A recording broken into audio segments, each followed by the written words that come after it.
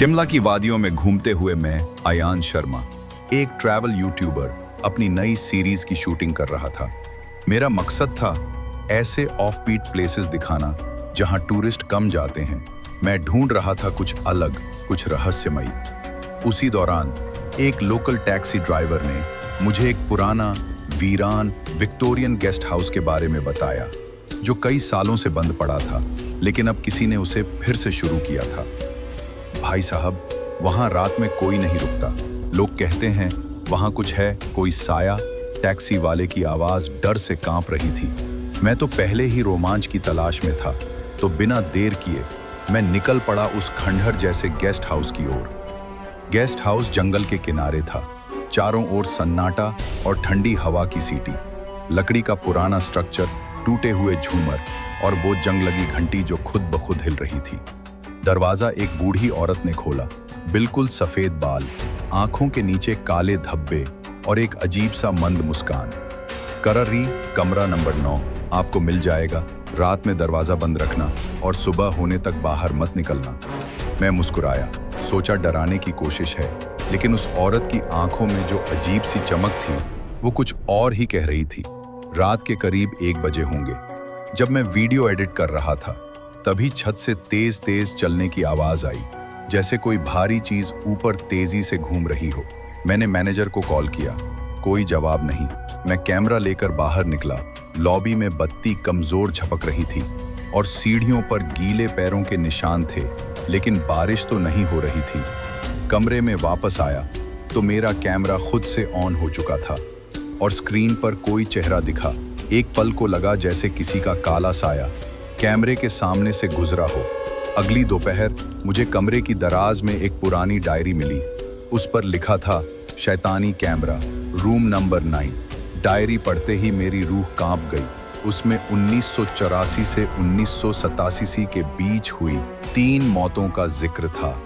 3 tourist, 3 अलग अलग साल। तीनों का चेहरा जला हुआ मिला, और वो भी इसी कमरे में। डायरी का आखिरी पन्ना जैसे खून से लिखा गया था, ये कमरा इंसानों के लिए नहीं, ये उसका है जो नजरों में नहीं, लेकिन हर सांस में मौजूद है। मेरी नींद खुली एक अजीब सी खरखराती आवाज से, जैसे कोई बगल में सांस ले रहा हो। मैंने टॉर्च जलाई बिस्तर के पास। दीवार में एक दरार से धुआं निकल रहा था और उस धुएं में एक चेहरा उभरने लगा, काला, बिना आंखों का, बस 2 जलते हुए सुराख और पूरा चेहरा जले हुए मांस जैसा। मैं चीख भी न सका, क्योंकि गला जैसे किसी ने दबा दिया हो।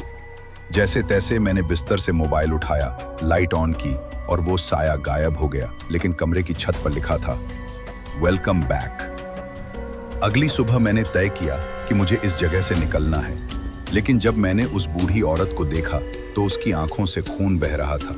उसने धीमी आवाज में कहा, तुम रुक नहीं सकते अब, तुम्हें उसने चुन लिया है, अब तुम उसकी जागीर हो। वो अचानक जोर से हंसने लगी और उसकी आंखों में चमकती आग दिखाई दी।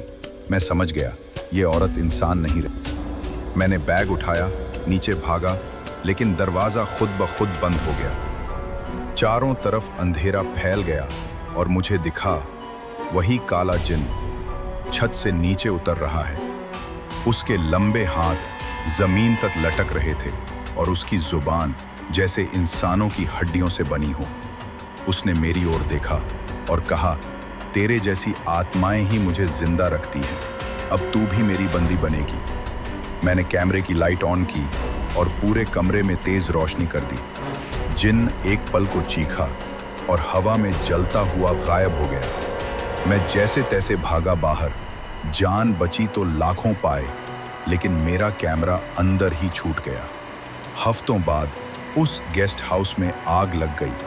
किसी ने नहीं देखा कि आग कैसे लगी, लेकिन अगली सुबह पुलिस को वहां से सिर्फ एक चीज मिली, मेरा कैमरा। और उसमें जो लास्ट फुटेज थी वो आज भी यूट्यूब पर मौजूद है।